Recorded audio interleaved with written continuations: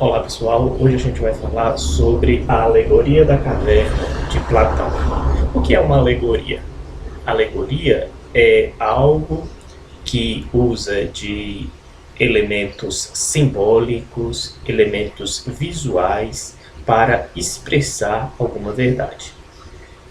Platão usa desta alegoria em sua obra intitulada A República, e ele vai falar da caverna como a alegoria da caverna como para ilustrar a importância do conhecimento humano, a importância do saber humano, da razão humana. E só e quando o homem encontra esta razão, é que ele encontra verdadeiramente a sua liberdade, ou que se desprende dos grilhões da ignorância. O que Platão vem nos falar no mito? Ele vai dizer, pensemos que Sócrates, dialogando com Glauco, Sócrates vai falar, imagine homens sentados, os homens sentados no interior de uma caverna, com os braços e as mãos acorrentadas, de um modo que não pode olhar para trás, virado apenas para o interior da caverna, para a parte interna da caverna. Ele vai falar, esses homens, atrás desses homens tem um muro, e entre os homens e a saída da caverna, aqui é a saída, viu gente? Isso aqui é um sol, isso aqui é uma nuvem, isso aqui é umas montanhas. Para quem não conseguiu compreender, tá pequenininho aí, mas eu acho que dá para ver. Aqui é a saída da caverna.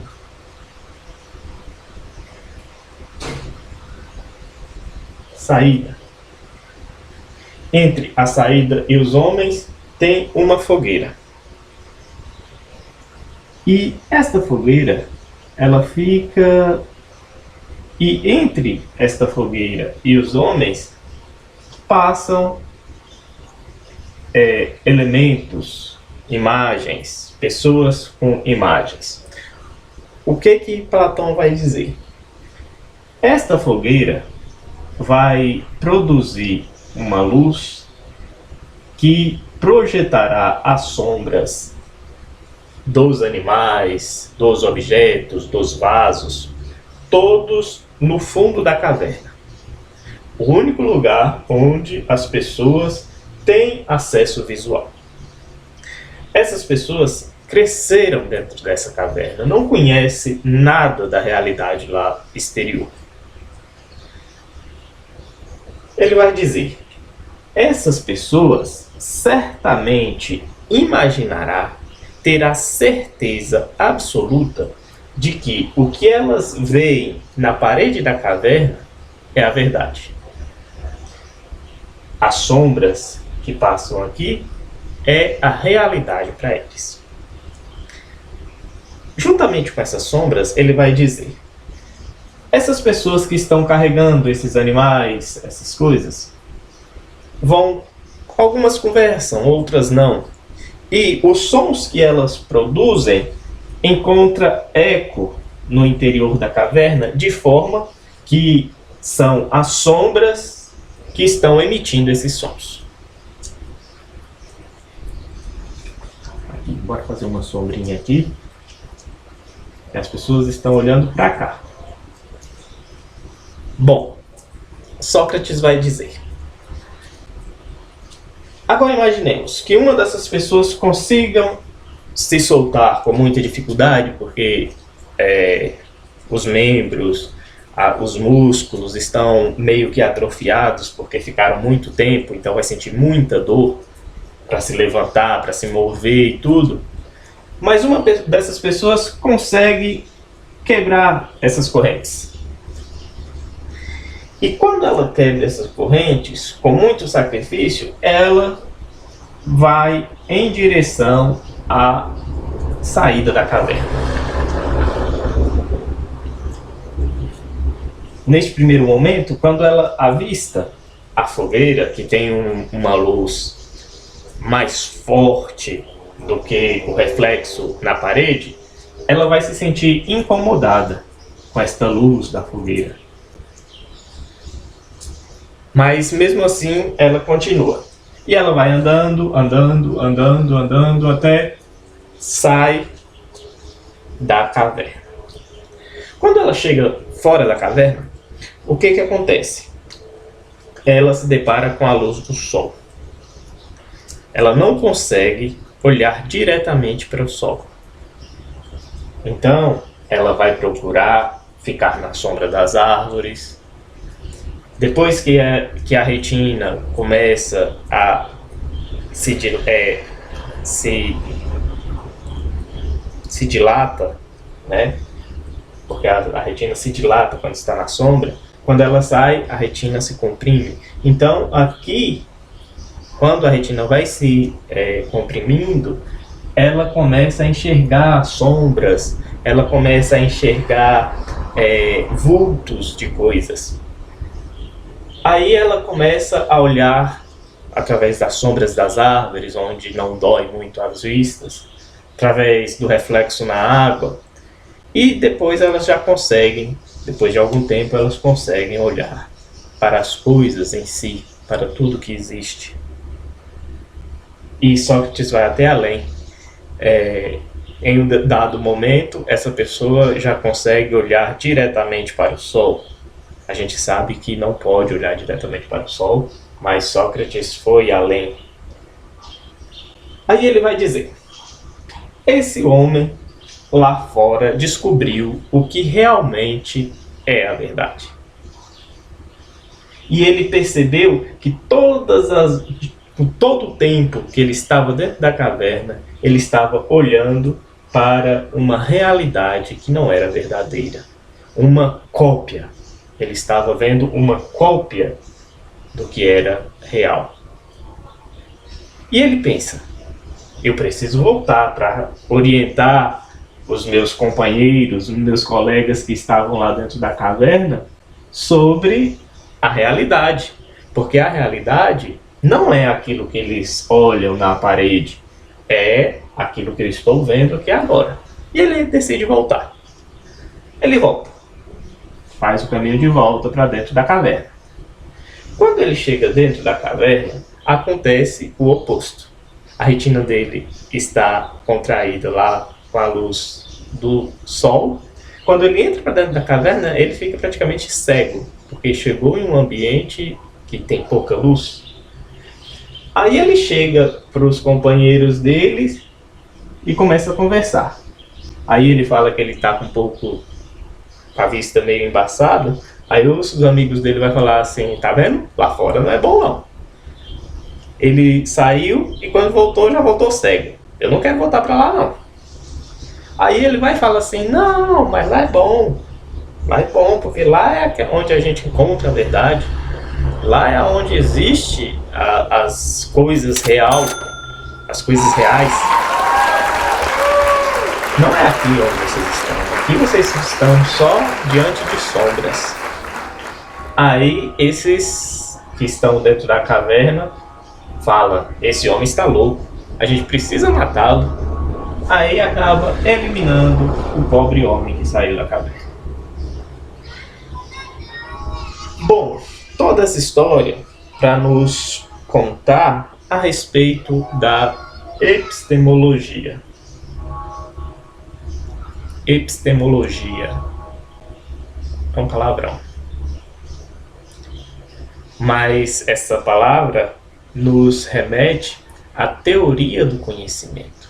Como que a gente conhece as coisas?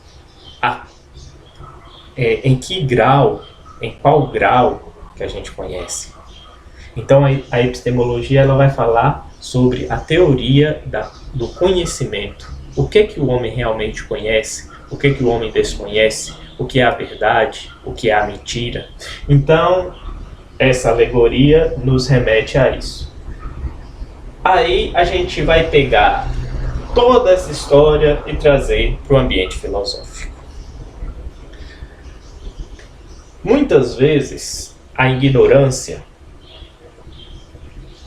não a ignorância de ser bruto, rude, mas a ignorância de não saber, faz com que a gente fique olhando para as sombras.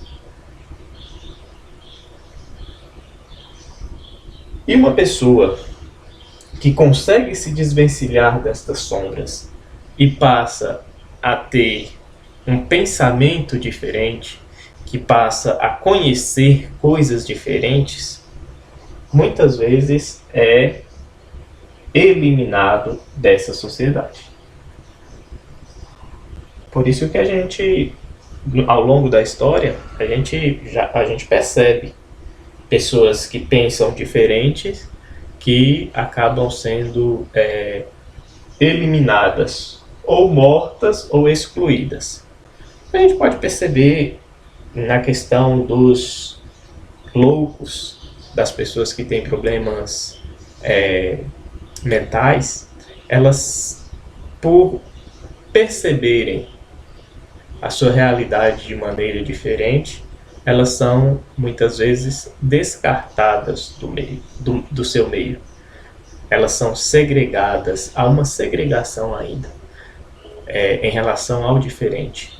Então a gente busca na alegoria da caverna uma expressão de agregação, porque a gente tem que aprender a sair daqui, muitas vezes por nossas próprias forças, como esse rapazinho aqui, mas muitas vezes apenas ouvindo o que esse rapazinho tem a dizer.